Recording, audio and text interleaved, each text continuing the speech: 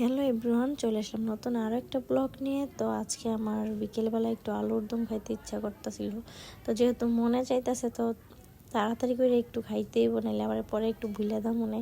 তো এখন তাড়াতাড়ি আলুগুলো প্রথমে কাটলাম, কাটার পরে এখন ধুয়ে নিতেছি। আবার এদিকে পেঁয়াজ, টমেটো, ধনিয়া পাতা সব কিছুই কেটে নিছি, কারণ পরে আবার গ্যাসও থাকে না এখন ইদানিং আর কি। গ্যাসটা অনেক ডিস্টার্ব দেয়, মানে প্রায় সময়ই থাকে না, খুব অল্প মাঝে মাঝে আর কি থাকে। তো এখন আবার আলুগুলো সিদ্ধ করতে দিলাম এখানে।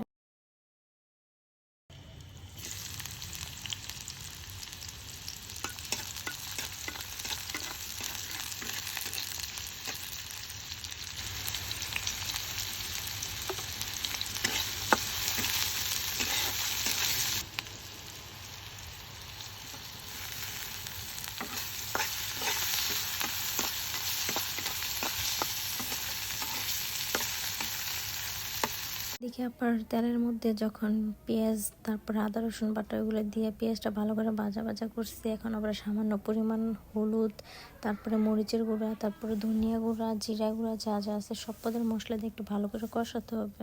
আমার কিন্তু এভাবে আলুটা রান্না করলে খাইতে খুব ভালো লাগে। আর ইদানিং আমার কেন জানি না আলু সিদ্ধ বা আলুর কোনো রেসিপি খুব মজা লাগে খাইতে।